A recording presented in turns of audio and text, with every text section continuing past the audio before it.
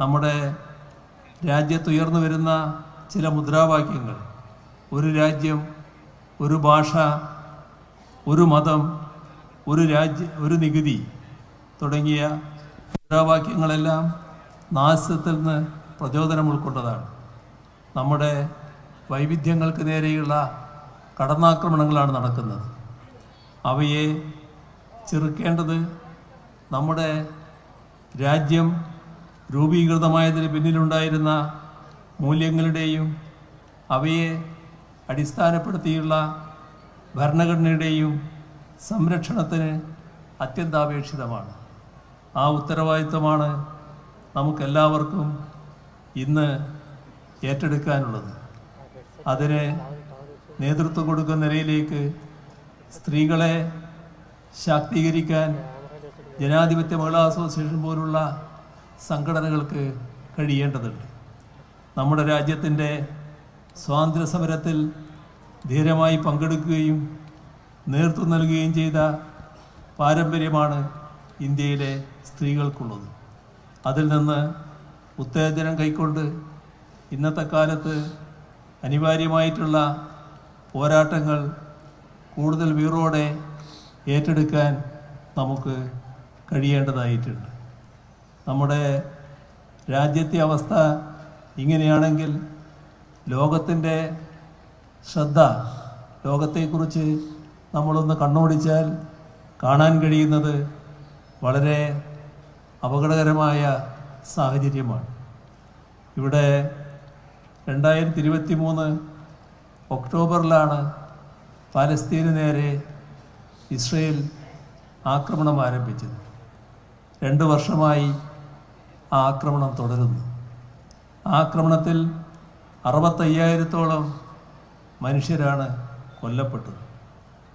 അതിൽ 35,000-ഓളം പേർ സ്ത്രീകളും കുട്ടികളുമാണ്. നാം ശ്രദ്ധിക്കേണ്ട ഒരു കാര്യം, ലോകമഹായുദ്ധത്തിലുണ്ടായ മാധ്യമപ്രവർത്തകരുടെ കൊല, അതിനെ കവച്ചു വച്ചിരിക്കുകയാണ് ഇസ്രയേൽ കൊലപ്പെടുത്തിയ മാധ്യമപ്രവർത്തകരുടെ എണ്ണം. 252 മാധ്യമപ്രവർത്തകരാണ് പാലസ്തീനിൽ കൊല്ലപ്പെട്ടത്. പാലസ്തീന് നേരെ മാത്രമല്ല, ഇറാനിൽ, സിറിയയിൽ, ഖത്തറിൽ, ഇവിടങ്ങളിലെല്ലാമുള്ള ജനവാസ കേന്ദ്രങ്ങൾക്ക് നേരെയും ഇസ്രയേൽ ആക്രമണം നടത്തുകയാണ്. ഗാസയിലെ അവശേഷിക്കുന്ന ഏക നഗരമാണ് ഗാസ സിറ്റി. അതിൽ നിന്നും പാലസ്തീനികളെ അടിച്ചോടിക്കുക, ആ ലക്ഷ്യത്തോടെയാണ് ആക്രമണങ്ങൾ തുടരെ ഉണ്ടാകുന്നത്. ഇവിടെ അമേരിക്കൻ പ്രസിഡന്റ് പറഞ്ഞ കാര്യം പ്രത്യേകം ശ്രദ്ധിക്കേണ്ടതാണ്. ഗസയെ ഒരു സുഖവാസ കേന്ദ്രമാക്കി മാറ്റും, അതിനുവേണ്ടിയാണ് ഈ കൂട്ടക്കൊലകൾ എന്ന് പറയുന്നതിന് മടിയുണ്ടായില്ല. അതാണ് തങ്ങളുടെയും ലക്ഷ്യമെന്ന് ഇസ്രായേൽ മന്ത്രിയായിരുന്ന ബസലേൽ സ്മോട്രിച്ച് പ്രഖ്യാപിച്ചു. ഈ ബസലേൽ സ്മോട്രിച്ചിനെ ഇന്ത്യയിൽ കൊണ്ടുവന്ന് ആദരിക്കുന്ന നിലയാണ് ഇന്ത്യ ഗവൺമെൻറ് സ്വീകരിച്ചത്. അവരുമായി വ്യാപാര കരാർ ഒപ്പുവെക്കുന്നതിന് ഇന്ത്യ ഗവൺമെൻറ് സന്നദ്ധമായി. ഇത്തരം ഘട്ടങ്ങളിലെല്ലാം നമ്മുടെ രാജ്യത്തിൻ്റെ ശബ്ദം വലിയ തോതിൽ അന്താരാഷ്ട്ര തലത്തിൽ മുഴങ്ങിക്കേട്ടിരുന്നു. നമ്മുടെ രാജ്യം നേരത്തെ ചേരിനേരാ നയം പ്രഖ്യാപിച്ച ഘട്ടത്തിലും ആ സന്ദർഭത്തിൽ സാമ്രാജ്യത്വ വിരുദ്ധമായിരുന്നു ആ നയത്തിൻ്റെ ഉള്ളടക്കം. ശക്തമായ സാമ്രാജ്യത്വ വിരുദ്ധ സ്വരം ആ കാലങ്ങളിലെല്ലാം ഉയർന്നു വന്നിരുന്നു. ഇപ്പോൾ സാമ്രാജ്യത്തിൻ്റെ വിനീത ദാസരായി മാറുകയാണ്. അവരുടെ മുന്നിൽ ശബ്ദിക്കാൻ തയ്യാറാകാത്ത ഒരു രാജ്യമായി നമ്മൾ മാറിക്കഴിഞ്ഞിരിക്കുന്നു. ഒരു കാലത്ത് ഇന്ത്യയെ വലിയ തോതിൽ മൂന്നാം ലോക രാഷ്ട്രങ്ങളും പുതുതായി സ്വാതന്ത്ര്യം നേടിയ രാഷ്ട്രങ്ങളും ആദരിച്ചിരുന്നു. ആ ആദരവ് ഇപ്പോൾ ഇന്ത്യക്ക് ലഭിക്കുന്നില്ല. ഇപ്പോൾ സാമ്രാജ്യത്തിൻ്റെ പിണിയാളായി പ്രവർത്തിക്കുന്ന ഒരു രാഷ്ട്രമായി ഇന്ത്യയെ അവർ കാണുകയാണ്. ഇതുകൊണ്ട് എന്തെങ്കിലും ഗുണം ഇന്ത്യക്കുണ്ടോ? ഇപ്പോൾ അടുത്ത കാലത്താണ് അമേരിക്ക H-1B വിസയുടെ കാര്യത്തിൽ ഒരു പുതിയ നിലപാടെടുത്തത്. അത് നമ്മുടെ രാജ്യത്ത് നിന്ന് അമേരിക്കയിലേക്ക് പോകുന്ന IT ജീവനക്കാർ ഉൾപ്പെടെയുള്ള വിദഗ്ധ തൊഴിലാളികളെ തടയിടുന്നതിന് ഉദ്ദേശിച്ചുകൊണ്ടതാണ്.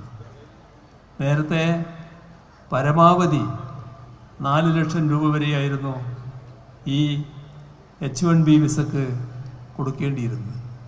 ഇപ്പോൾ അത് 22 ഇരട്ടിയായി വർദ്ധിപ്പിച്ചിരിക്കുകയാണ്. അതിനെതിരെയും ഉറച്ച സ്വരത്തിൽ സംസാരിക്കാൻ കഴിയാത്ത ഒരു രാജ്യമായി നമ്മുടെ രാജ്യം മാറിയിരിക്കുന്നു. ഇവിടെ ശ്രദ്ധിക്കേണ്ട ഒരു കാര്യം, അമേരിക്ക കഴിഞ്ഞ വർഷം നൽകിയ H-1B വിസകളിൽ 71% ലഭിച്ചത് ഇന്ത്യക്കാർക്കായിരുന്നു. അമേരിക്കയുടെ ഇപ്പോഴത്തെ തീരുമാനം ഏറ്റവും അധികം ബാധിക്കാൻ പോകുന്നത് നമ്മുടെ രാജ്യത്തെയാണ്, നമ്മുടെ തൊഴിലന്വേഷകരെയാണ് എന്നതാണ് ഇതിലൂടെ മനസ്സിലാക്കാൻ കഴിയുന്നത്.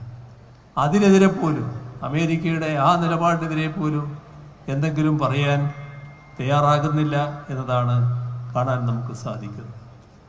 ഇവിടെ നമ്മുടെ രാജ്യത്തെ അങ്ങേയറ്റം അപമാനിക്കുന്ന നില ട്രംപ് അധികാരത്തിൽ വന്നതിന് ശേഷം അമേരിക്ക സ്വീകരിച്ചത് നാം കണ്ടു. നമ്മുടെ രാജ്യത്തിൻ്റെ പൗരന്മാരെ അനധികൃത കുടിയേറ്റക്കാർ എന്ന് ആരോപിച്ചുകൊണ്ട് ചങ്ങലക്കിട്ട് ഇന്ത്യയിലേക്ക് കൊണ്ടുവന്ന സംഭവം. പക്ഷേ അതിനെതിരെ അരയക്ഷരം സംസാരിക്കാൻ ഇന്ത്യ ഗവൺമെൻറ് സന്നദ്ധമായില്ല. മാത്രമല്ല, നമ്മുടെ രാജ്യമടക്കമുള്ള ചില രാജ്യങ്ങൾക്ക് മേൽ അന്യായ തീരുവവർദ്ധനവ് അടിച്ചേൽപ്പിക്കാൻ അമേരിക്ക തയ്യാറായി. ആ ഘട്ടത്തിലും ശബ്ദിക്കാൻ അമേരിക്ക തയ്യാറായില്ല.